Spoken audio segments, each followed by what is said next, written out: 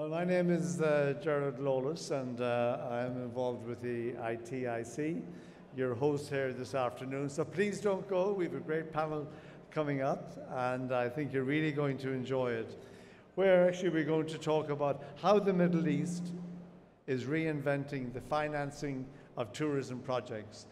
Mr. Gaith Al-Gay spoke very interestingly about the financial side of running an airline and what we're looking to achieve as investors and indeed as operators within tourism, travel and hospitality within the region. So this afternoon it gives me great pleasure to introduce the panel, starting with Mr. Sandeep Walia, Chief Operating Officer for the Middle East for Marriott International. So Sandeep, if you'd like to come up and take a seat. If you just take the first seat, thanks Sandeep. Next, we have Mr. Badr Al-Harbish, Executive Director of Strategy for the Tourism Development Fund of Saudi Arabia. And I'm sure we're going to be hearing an awful lot over today, tomorrow, and the day after about what Saudi Arabia is achieving for our industry and within the hospitality industry. Then we have Laurent Voivenal, Senior Vice President, Operations and Development, Middle East and India for Swiss Bell Hotel, and also Group Director for HR. And finally, we have the founding partner of Eagle Wing Group, Mr. Dinky Puri, who is a long-term resident here in Dubai, a gentleman I've known for some time. So I think, Dinky, yes, you can sit. Oh, you don't have a mic there. Sorry, Dinky, you have to sit. Dinky, you need to sit here. Sorry, otherwise we won't hear you. My mistake. I'm really sorry. So, having briefed the panelists on what we might be able to discuss this afternoon to make it relevant, to make it interesting, and also to make it quite a dynamic session, I would very much like to start by asking each of the panelists to briefly look at a number of areas. Just to summarize, we'd like to start by talking about the rising inflation, higher interest rates, labor shortages due to the nature of work, and of course the war in Ukraine. These are current issues that are actually affecting people's propensity to invest in our industry. And I would very much like to hear from each of the panelists, first of all to tell us a little bit about their own organization, and then we will start to address these issues. So if we can start with you, Sandeep. Thank you very much. I'm Sandeep Walia. I'm the CEO for Marriott International. Marriott, we just celebrated recently our 8,000th hotel globally. And in the Middle East, coming down to where we are today, we have over 190 hotels with about 100 projects. You spoke about a few things happening, and interestingly, all these things together are leading to a few trends in the industry, and maybe I'll just pick on three before I hand over the mic to Badr. But I think the first one is clearly what we're seeing is, I think we also heard it from the previous panelists, that there is a pent-up demand, and I think there is no doubt about it. There is no doubt about the fact that business always had three kind of pillars. One was leisure, business, and groups. And of course, during the COVID times, we saw kind of shutdown or a slowdown of almost all the pillars. But the first one, which has really come back very strongly, is leisure, very clearly. The hotels, especially luxury and leisure, are doing well. Our properties on beach properties or hills or mountains are doing very well. People are taking out the time to actually connect with their families and spend time. They're trying to, with today's trend of kind of working from wherever you can, from home or from office, kind of bringing that together, of bringing business and leisure tourism together. So all that is kind of leading to this whole leisure space coming first, and that's really, really done well for us. The second is business, and this often gets spoken about that, is business travel slowed down forever? It certainly is coming back slower than leisure has. But I think this ATM is a prime example. If you look around all the halls, I personally feel it's even more full than 2019. the excitement is much more.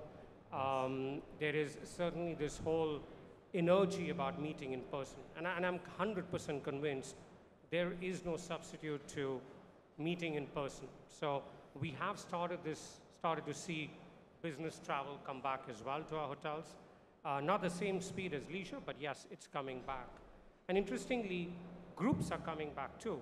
If you look at markets like Egypt with Cairo, or Turkey, or Jordan, for sure we are seeing groups come back. So I personally feel the future of this industry is very bright. The gentleman who was talking about Fly Dubai said the same, that there's a pent-up demand. I think we're seeing it in all the three pillars for sure. Thank you very much, Sandeep. And also, I think that representing Marriott, it's very appropriate to mention that your great founder, son of the original founder, Bill Marriott, recently retired. And what a wonderful gentleman he is. And what a great example he has given so many of us in the hospitality industry. I always remember him, he always says when he visits a hotel, he doesn't go in the front door. He actually goes in through the loading bay. True. And another great thing he taught me was, you know, Gerald, he said you have to say that after you talk, always ask the other person, what do you think? True. I think it was a great example. But I would like to say to Mr. Bill Marriott, congratulations. It was really great. Thank you. Now, getting back to the business, it's interesting to hear you talk about meetings coming, groups coming back. Do you see that applying as well on the business side, the corporate side, to incentive travel? Yes, the speed at which incentive groups are coming back might be slower than the leisure groups coming back right now. So if you had to go to travel with me to Cairo, or you had to travel with me to Istanbul, you would find a lot of leisure, travel, tourism related groups. Incentives have just started, smaller in number. We're seeing, in fact, smaller organizations or mid-sized organizations starting with business travel and incentive groups more than the large organizations. But I think it's just a matter of time that would catch up too. And presumably bleisure, as they like to call it, will be something where... Absolutely, yeah. Bleisure or vacation, or however you call it. No, very good. Thank you very much, Sandeep. So, Mr. Badr, everybody is talking about Saudi Arabia. Everybody's excited about it in the industry, particularly in this part of the world.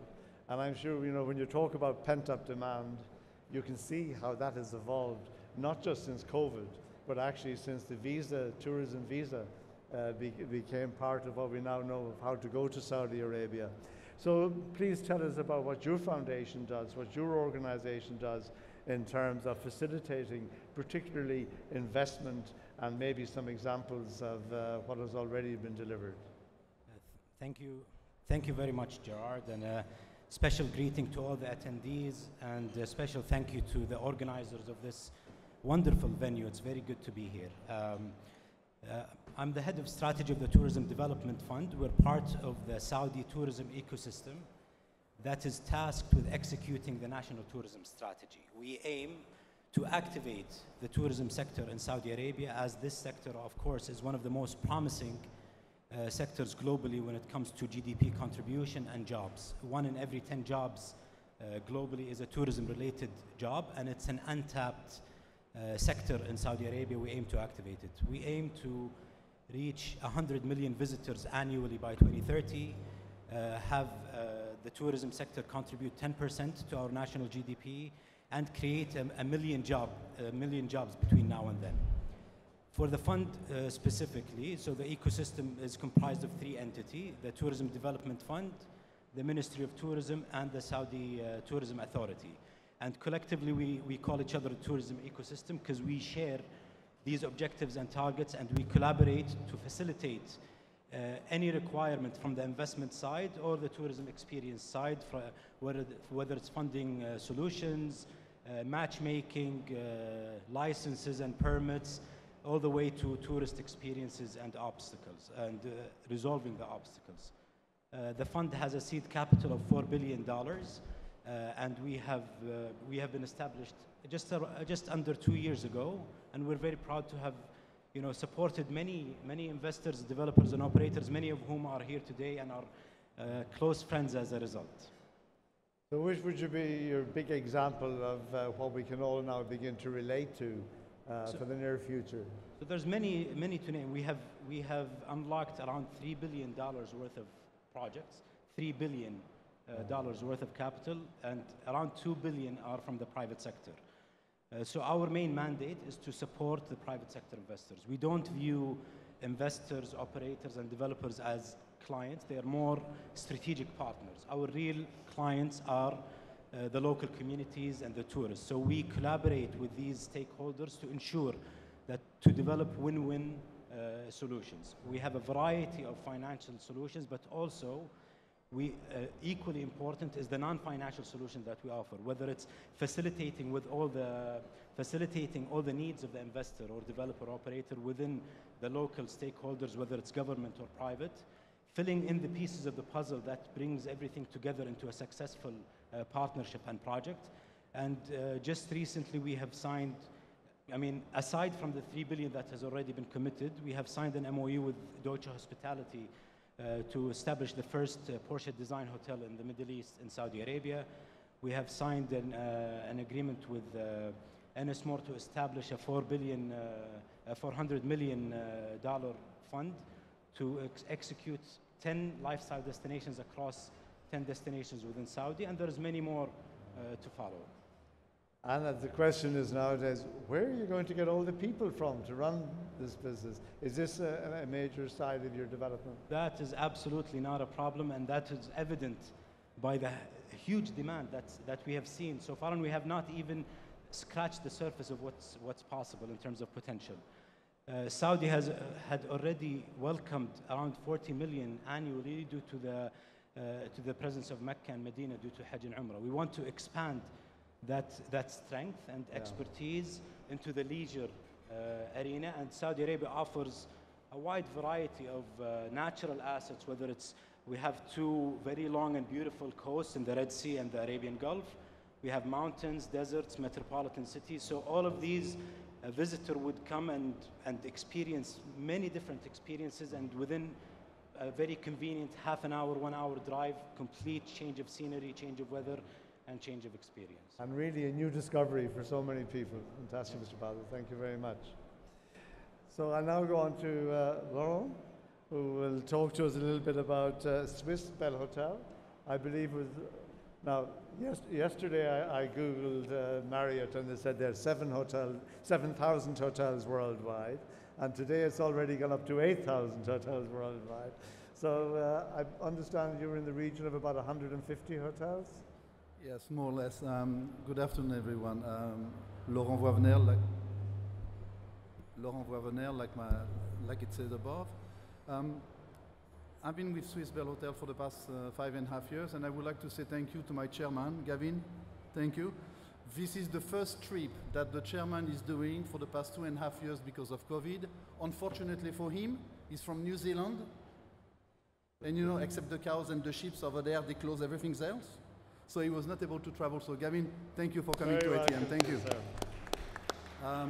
So yeah, compared to my colleague Sandeep over there, we are a boutique firm hotel. We have 125 hotels operating and under constructions over there. We should be able to pretty much double the size of the company by 2030. And yes, we saw a good growth, obviously, not only in the regions, but globally. Just before coming on stage, actually, I was having a little chat with Baders, and the system that they have put in place to help investors, owners and operators to really develop and grow their business in Saudi Arabia is quite amazing. And we already took an appointment, obviously, to discuss the future. What is important is, as Sandeep said earlier, we saw a very, very strong recovery. The leisure market was very strong. The group and MICE are coming back. The corporate are coming back, but I will say, and we had that discussion with Sandeep a little bit earlier and with you, Gerald, the way that we are doing business and we see the recovery in the corporate is a little bit different than before. We are all here today because we have a huge event, and thank you again for the organizer. But I must admit that before, when I had to get a meeting to an owner, I was taking the plane, going in the morning, coming back in the afternoon. That's over. So the corporate business is going to change. The answer is yes. To what extent? Honestly, I don't think that nobody knows. Our colleague from Fly Dubai was saying that you cannot continue to have the price rising like they are, because if not under control, we will not be doing. What we saw, however, is that the volumes of corporate business has reduced, but the length of stay has actually increased. So, for example, I'm traveling with my boss next week. Normally, I will have done 1 day here and come back here, 1 day here. Actually, we are going to go for 5 days on the road. So it's 1 trip, 5 days. So the way we are going to do business is different. The length of stay, what we have seen in our 120 hotels, have increased, but the volumes of traffic have slightly reduced. So nevertheless, it could be exactly the trend if, as the gentleman from Fly Dubai mentioned earlier, if the price of oil is continuing to rise and the inflation is not under control, we definitely will see a reduction in traffic, and especially in corporate business. Well, I think one of the biggest worries, and I've mentioned it earlier, has to be the situation with regards to inflation.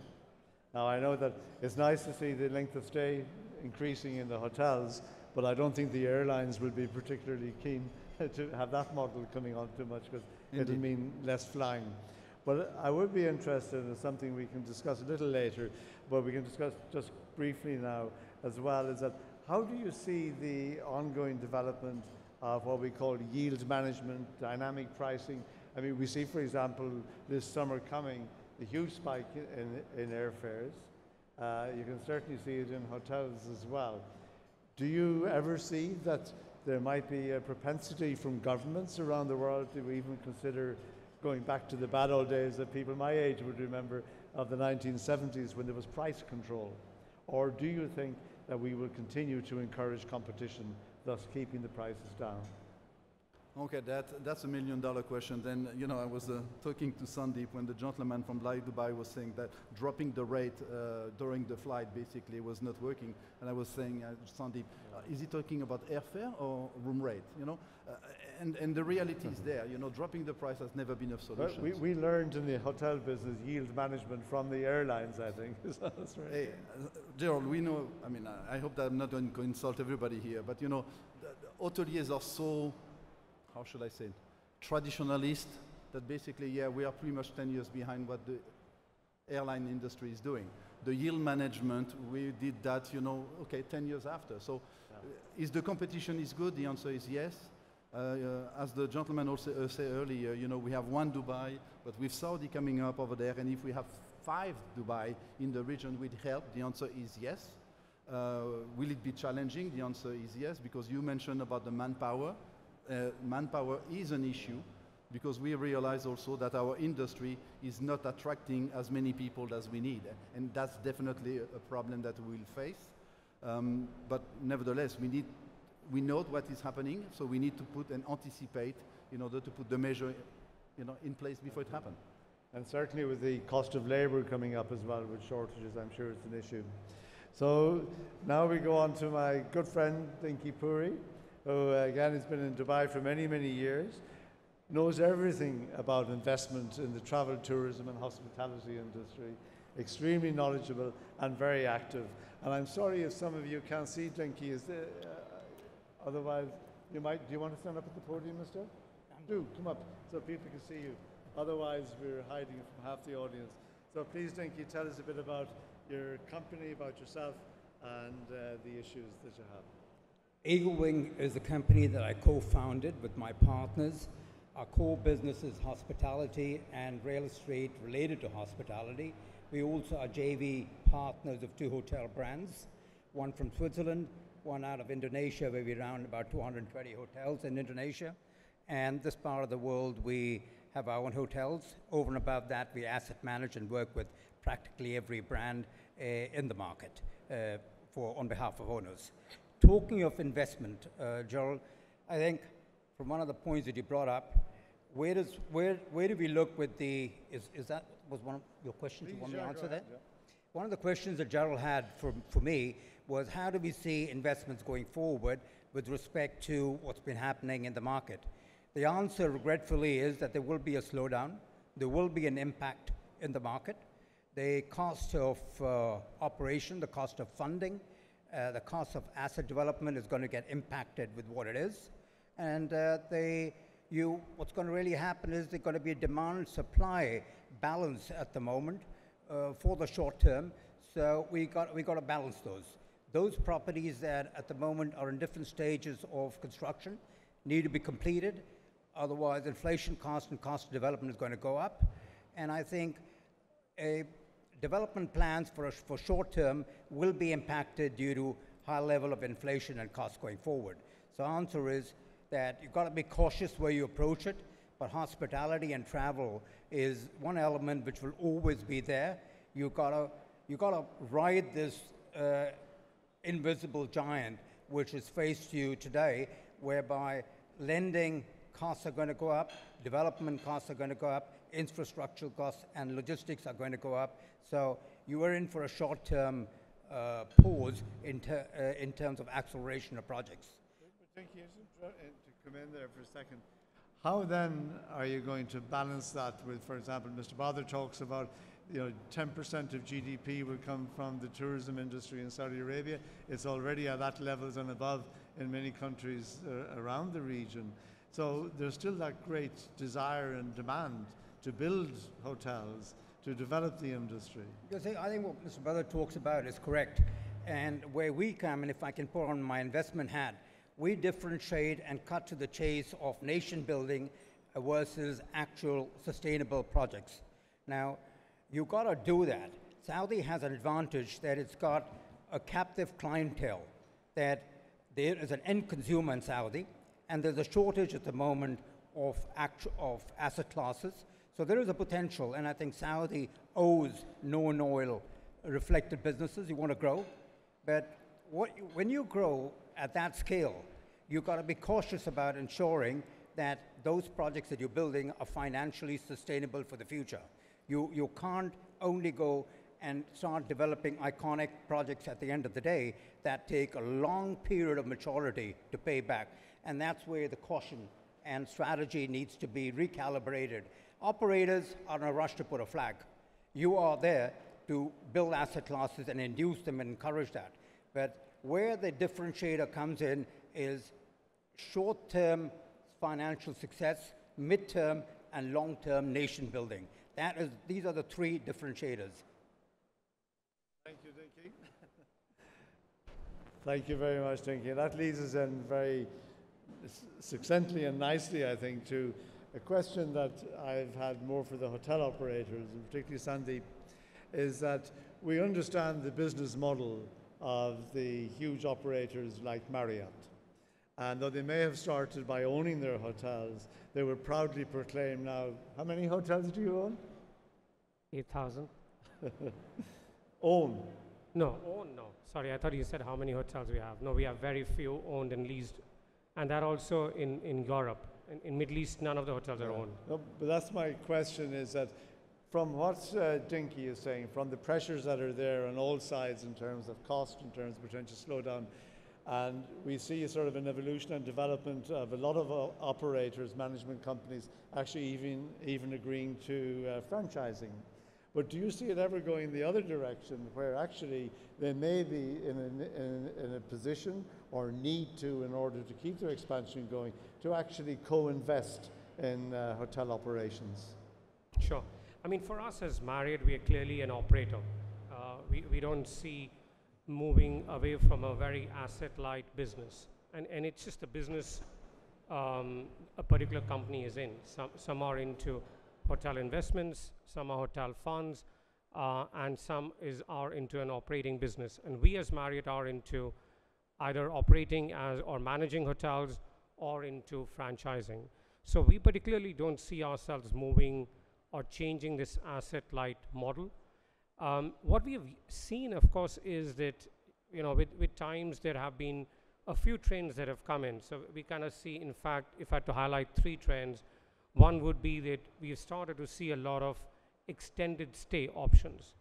So it is clearly a focus that we need to partner with owners. We need to partner with Bother to see what are the kind of projects that will do well in Saudi Arabia or in other countries. And while, yes, we will have leisure and luxury growing, and we do have, in fact, a few hotels in Saudi opening between this year and next year. We have the addition at the Formula One track. We have the St. Regis in Riyadh. We have the Ritz-Carlton and St. Regis at the Red Sea. But what we've really seen is another trend which has come in, which has started from UAE actually, is extended stay. And that's something which we are seeing a lot with our ownership groups, where a lot of people during COVID have moved out from their apartments or villas and moved into extended stay brands. Now, it could be in the luxury space, for example, with the Grosvenor House, or it could be the Marriott Executive Apartments, or it could be the Element in the economy scale. But more and more people are moving into extended stay, checking in, which are monthly rentals, and not having any kind of a pressure of hygiene, cleanliness, monthly bills. So that's a trend we've seen, and that we're partnering with different owners to do that.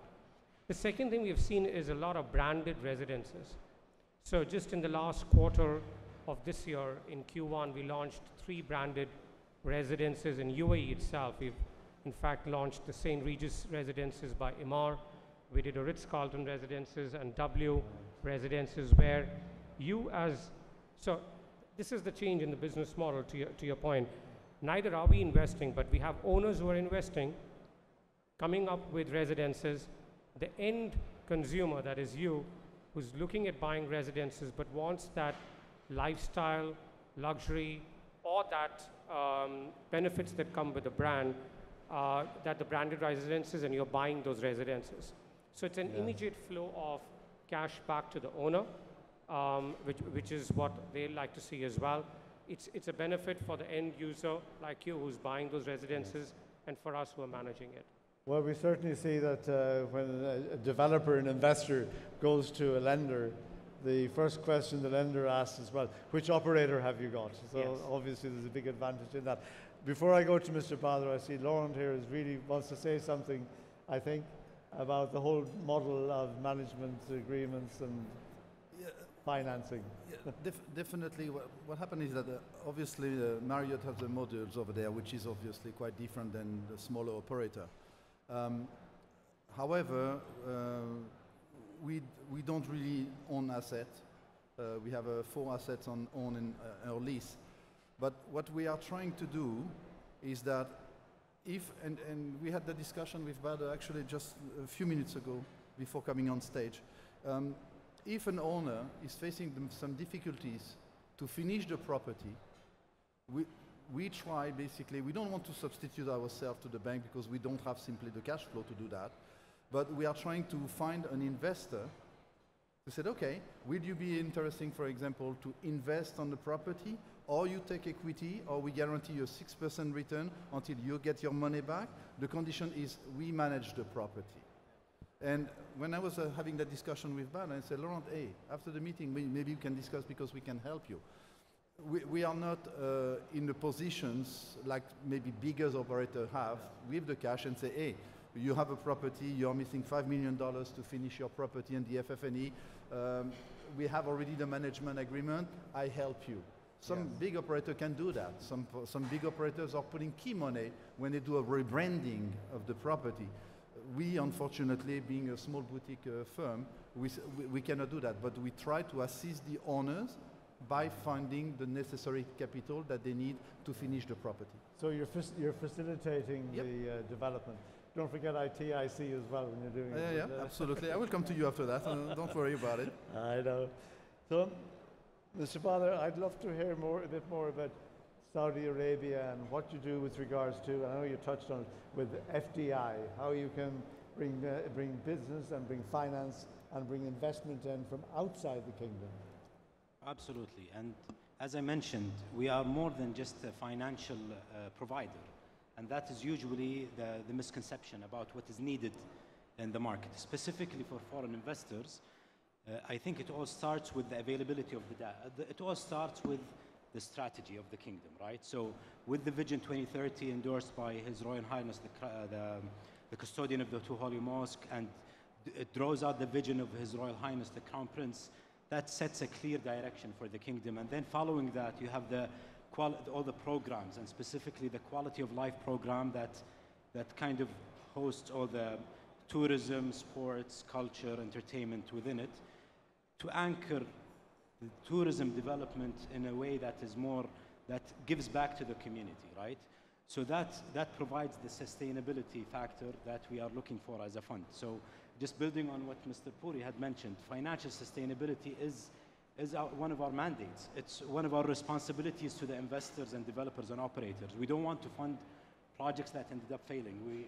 That's not what we're not, you know, it's not a commercial transaction, it's a strategic partnership, as I said.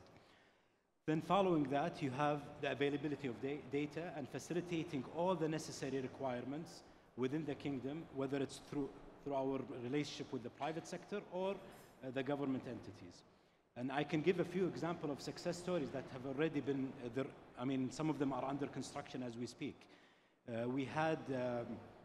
We worked with Sira, one of the listed companies in Saudi Arabia, to develop a project in Al-Baha. At that point, it was just an interest to develop a tourism project. The Tourism Development Fund took the lead, went to collaborated with the private sector, with the landlords in Al-Baha, and whether it's private or government, identified the best suitable lands for that investment, collaborated with the investor, of course, to select the right land, brought in the right developer, operator, facilitated all the necessary requirements to fulfill the requirements of actually winning that land for that project, and everything has been smooth sailing afterwards. Of course, we will provide the necessary financial support for the financial instruments that is most suitable for the project. In TDF, we have several products under 3 main umbrellas: debt, equity, and guarantees. And we have supported more than 50 projects in the past 2 years using these different tools. And we recognize the need to develop and continue to be proactive to meet the needs and expectation of specifically the foreign investors. I mean, disruption, especially in the hospitality industry, is happening at a light speed. Tourists are very demanding. I mean, as a tourist, I can tell you a quick story. For the first time, I've experienced dealing with my hotel using an app. I don't have to wait and go back to the hotel to make a booking through my concierge or have them clean my room or do whatever. I can just do it right now on the app, and it's completely worry-free. And now that becomes the standard whenever I travel, personally. So, and things keep on moving in that direction, and we need to be on our toes to ensure that we meet the financial and non-financial requirements and demands of our partners. Thank you very much. And also with the technology side and what you're doing and everything, we're having a presentation later this afternoon from Mr. Mark Abraham of Shackle, who will allow you to do all of that, including open the door to your room with your telephone, which we know the way technology is developing within the business will continue very quickly. So when we look at the loyalty programs, and I'm sorry if it's a little bit hotel orientated, but it still goes through all the airlines and everything. We look at programs, loyalty programs like the Bonvoy, which is of course very well known. How do you see that evolving? How do you see that being actually recognized as the asset that it is, and how it can develop? And I might start again with you, Sandeep, on that. Sure. And I'll come back to you in a minute, Dinky, as well. Yeah. Is there value there? Are you going to have something out of this that in the long term this would be a currency? And I know we have talked later about how to spend your points, but I'm really interested to know how the value of the investment in Bonvoy and your loyalty programs will continue to evolve. I think for us, Marriott Bonvoy is in the heart of every brand that we have. It's almost like an umbrella. So we have today 30 brands, and the Marriott Bonvoy is an umbrella to all the 30 brands, or is in the center of all these brands. We today have about 160 million members globally, and there was a particular time when we kind of tried to measure, and it was almost sign up of 1 million members pre-COVID to this program. Now, this clearly indicates that loyalty is here to stay and grow. And you're absolutely right that it is almost like a currency, but it is a physical and an emotional currency, and I'll explain. Physical, because yes, you are staying in our hotels, in our resorts, in the different brands, and you're earning points which kind of stay with you, and you can use it for either redemption or upgrades, or you can use it almost like a currency, because you can even move your points into miles, into skyward miles, and take a flight. So it's almost like a currency. But I think there's a strong emotional part to this as well, and that is the fact that it's not only about earning and redeeming points, it's also about experiences. And this is something which we always had started to see during pre-COVID. I wish I could say post-COVID it continues, but when we're almost getting over it. But pre-COVID, we had started to see a lot of product changing into experiences. More and more people, instead of buying something, were going and traveling and experiencing something.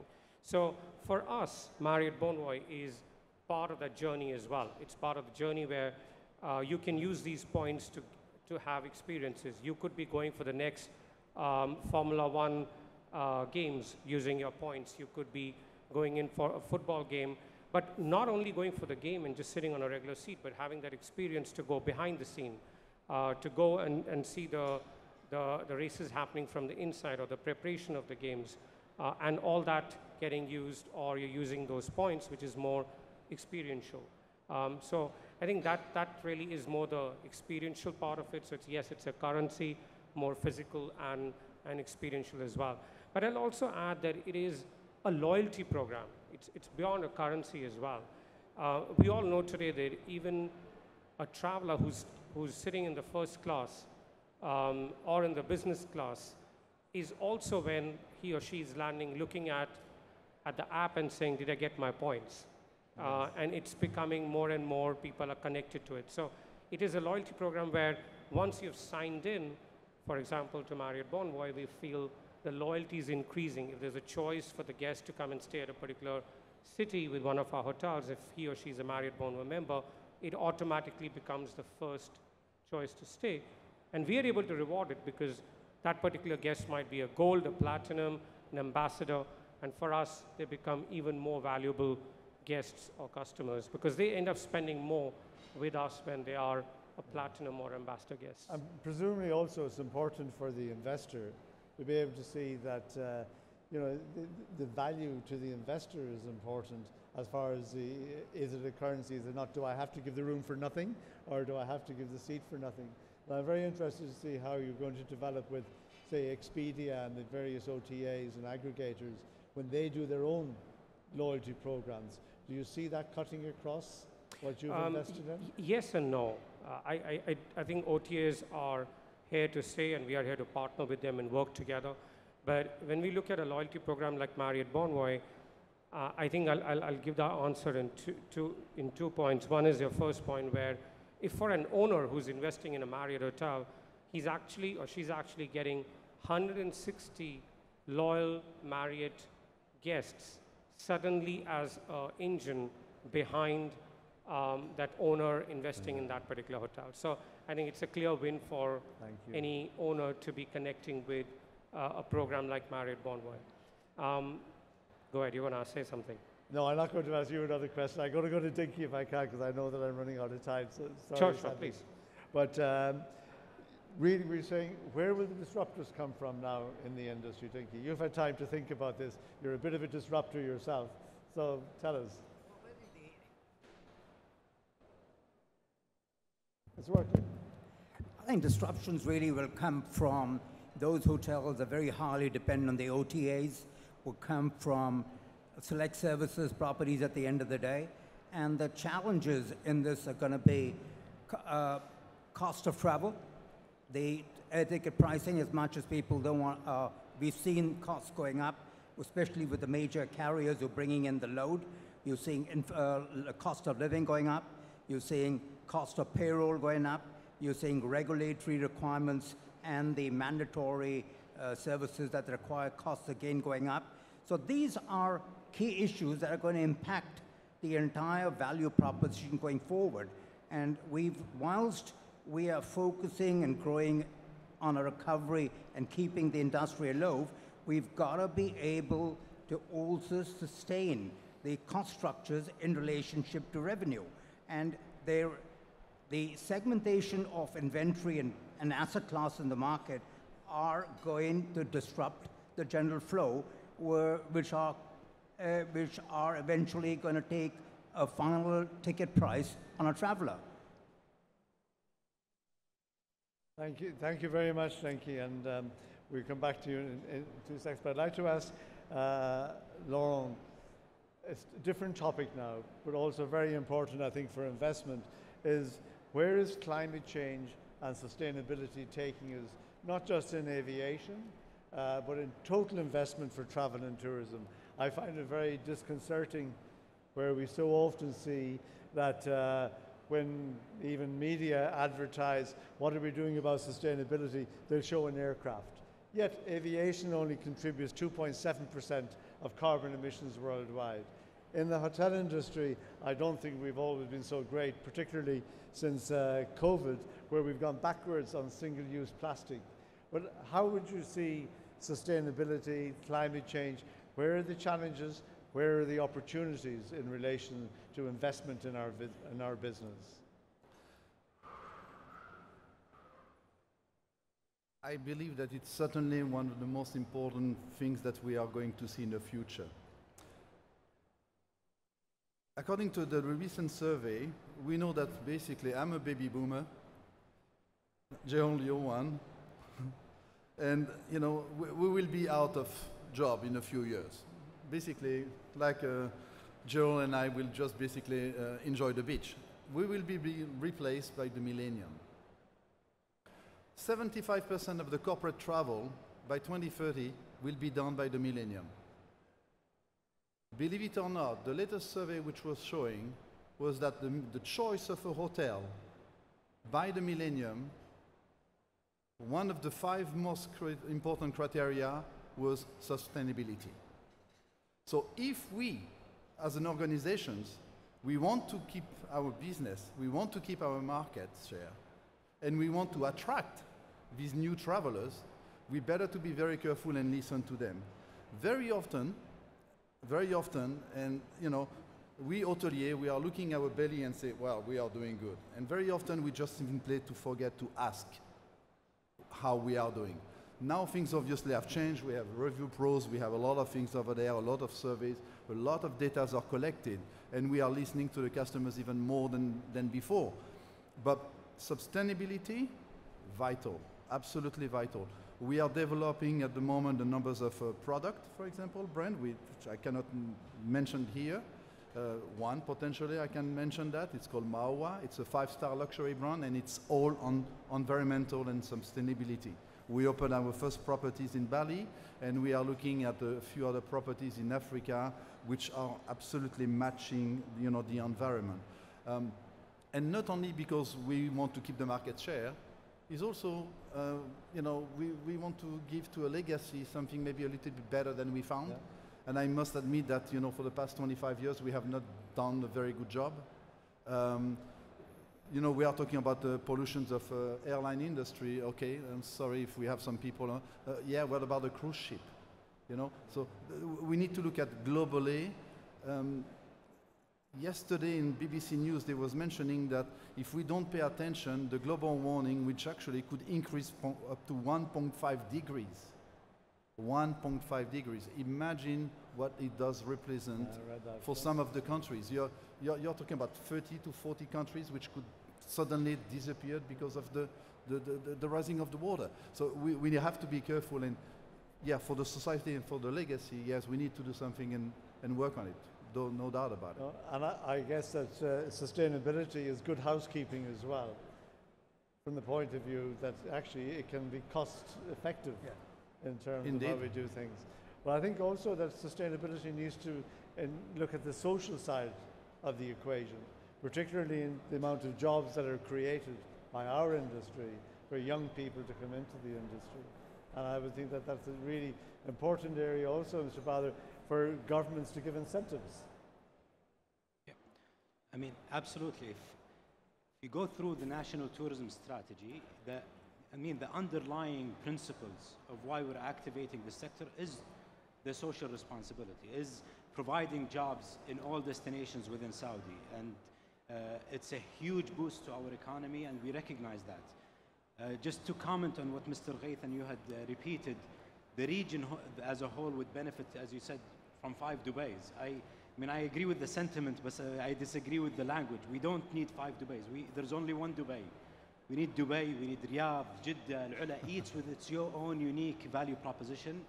And we have a very interesting advantage when it comes to sustainability, as many of these destinations are greenfield. So we are at TDF and as a tourism ecosystem at large, extremely interested to develop these in the right way, and the right way to develop them is in a sustainable manner. At TDF, we had just started revising our strategy and redeveloping it to integrate ESG within it. And within a few months, hopefully, we will be done with that exercise to ensure that we encourage and provide the right incentives and programs and whatever type of support to ensure sustainable development and maximizing the value for the local communities when it comes to jobs, when it comes to the supply chain to the properties that we are supporting. Fantastic. Thank you so much. Well, we have run out of time. For me, it's been a really, really interesting conversation. I hope you've enjoyed it. I would ask each of the panelists, give us 30 seconds take. And I'll start with Dinky this time. So Dinky, 30 seconds. What do you want to say? Well, you know, first of all, I want to congratulate you, brother. And generally, at large, we've been operating in Saudi for a few years now. And I am excited to see the youths and in Saudi and the way they think. And they're bringing about a change in business thinking. They're educated. They've got a customer base. They're aspirational. And I think what I like when we do contract management and we talk of development in Saudi, they are challenging the old way of thinking and are looking at profitability, are looking at what next for the next generation. So answer is, in the region, we have talent, we got hunger, we got opportunity, and the best part is the local population, the local youth, the children of the soil are thinking different. Congratulations, and go for it now. Thank you. Make it sustainable. Thank you. And Laurent? Well, I will not talk about Saudi Arabia because obviously Puri already did it, but for me, I would just be looking at where we are today globally. What do we represent in the world? Today, you have plus minus 2.4 billion people who can afford to travel. Okay, that's a good number. And every single operator is going after the 2.4 billion. Because maybe we are small and we can afford basically to take a little bit more time, we look at and say, okay, well, look at 2050. By 2050, you will have 4.8 billion people which will be able to travel. 2.4 billion more than what we have today. How are we going to basically tackle these people? How can we attract these people? So instead of looking after the pie and try to bite each other, I must admit that with Mr. Gavin, we're always looking and said, okay, how can we attract the 2.4 billion? It's like, like Sandeep was talking about the loyalty program, the Bond Voice, and it is the best loyalty program in the world. No doubt about it, and I was an ex-Starwood guy, so I know what I'm talking about. And I'm glad that, for example, the OTAs are coming in the business, because the OTAs are the only one who really can fight with these guys. We are nothing. We don't have a loyalty program. We have a benefit program. So that means that when you enroll in the program, you immediately get the benefit. You don't have to get punked. When you enroll, you get the benefit. You get 25, 20%, 25, 30, 35, but it's immediate because we realize also that the people don't want to wait anymore. When they want to buy something, they want to get it now. And as we cannot afford to wait because we don't have the financial resources that Marriott has, we have to do something today in order to make sure that they get it immediately. So yes, for the benefit immediate, but when it comes to the future, we are looking at the 2.4 billion traveler coming up on the market within the next 20 years. Thank you very much, Lauren. Mr. Badr? Yeah, I'd like to conclude by thanking you, Gerard, my fellow panelists, and the audience. And I guess I need to put a call to action. To learn more about TDF, please feel free to visit our website, our social media presence. We are very keen to be your success partner when it comes to development in Saudi Arabia, whether it's large, medium, small, or startups, local and international. We are open for business, and we're more than happy to help. And thank you very much. Thank you very much, sir. Thank you. I think my Sandeep. 30 seconds would be focused on people. We as Marriott are 30 brands, but we don't own hotels, as we spoke earlier. I think for us, all we own is brands, and it's our people who bring these brands to life. So for me and our company, the most important is people and our culture. So if I had these 30 seconds, I'll just use this opportunity to thank all the Marriott associates who make this hotel brand what it is today. So thank you to the people of the company. Well, I think that's an excellent way to finish, Sandeep. When you think about it, we are a business that relies on people. We're a business that relies on our customers, and who speaks to our customers more than anybody else is probably our most junior people in the organization. And really, as we say in the WTTC, as Dr. Talib Rifai has said many times in the UNWTO, travel and tourism is a force for good, and we've got to make sure that we keep it that way. Gentlemen, thank you so much for your great insights. We really appreciate it. Thank you.